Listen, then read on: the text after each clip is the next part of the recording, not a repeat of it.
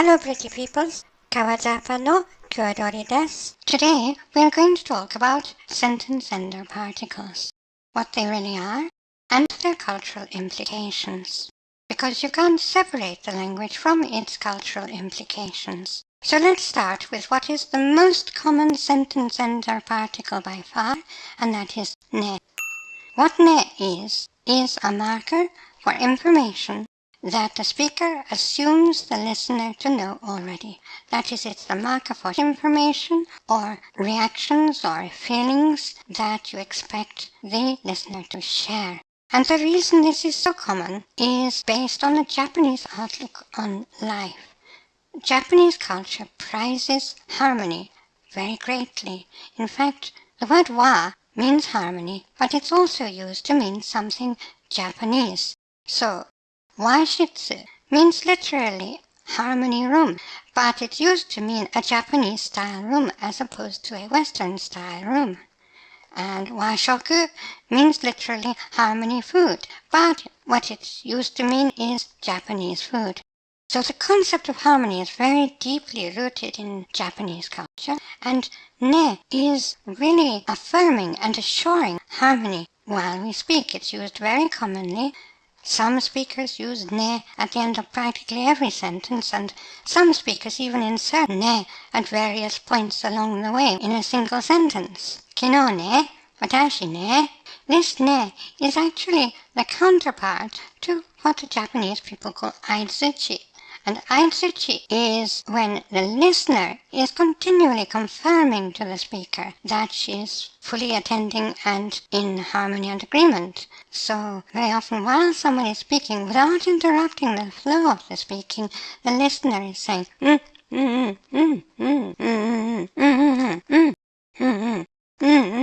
mean, yes. And if it's a little more formal, she will be saying, yes.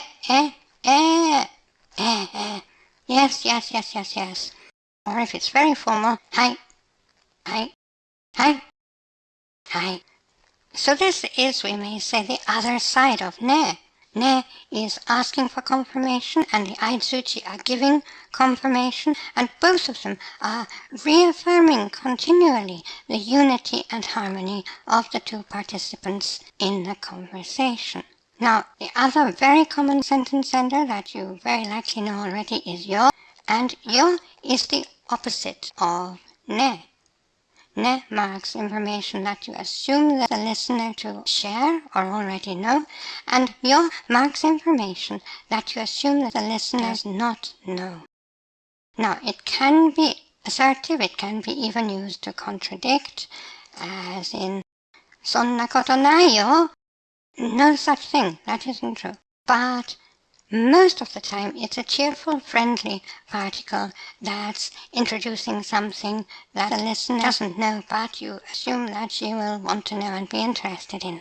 Now, we can actually, and quite often do, combine the two. Yone. And that can seem a little bit confusing, can't it? What's going on there? You're marking the statement as something the listener doesn't know, and as something that the listener does know. So how does that work? Well, first of all, let's note that you can only say it that way around. Yone, you can't say neyo, and there's a logic to that. Because what you're really doing when you say yone is that you're, first of all, introducing the listener to something she doesn't know, and then immediately, since you've told it to her, she now shares it, you're immediately drawing it into the circle of shared and agreed information. So this again is very much an affirmation of harmony. Now, there's a third sentence ender, which is not regarded as a particle in either the Western version of Japanese grammar or in real Japanese grammar itself. It's regarded more as an exclamation, but in fact I think it's quite helpful to see that it works pretty much the same way as a particle, and that is na.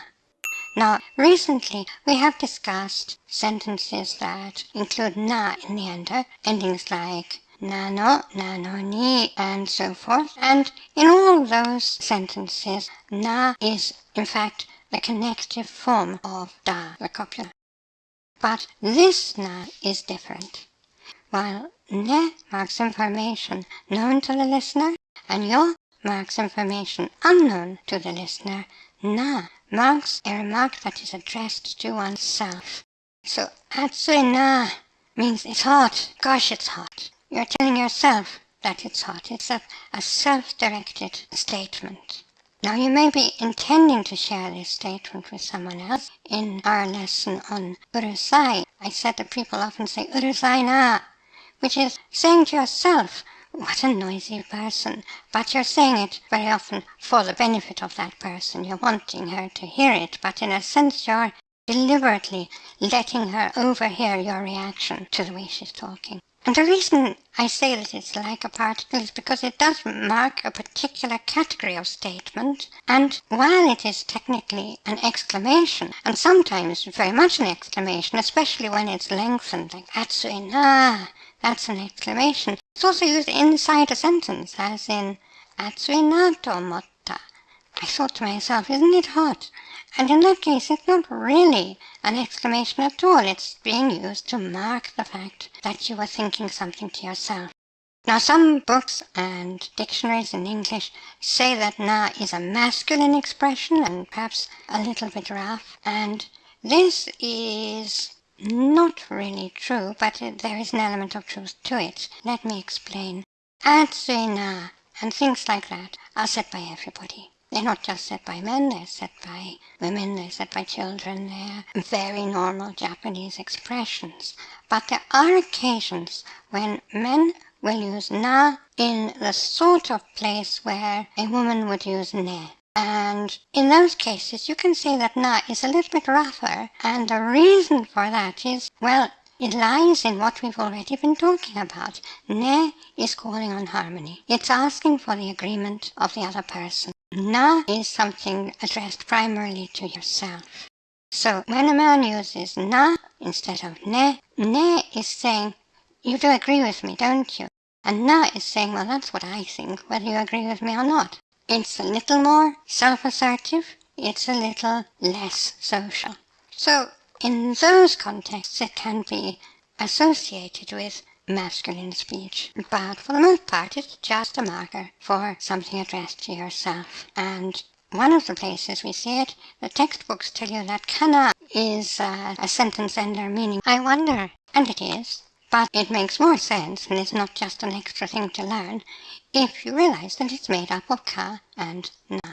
So when you say kana at the end of a sentence, the ka is turning the sentence into a question, and the na is directing that question at yourself. So you're making the statement and then saying, I wonder if that's the case. I wonder if that question I personally am thinking to myself, is that the case? Ka, na.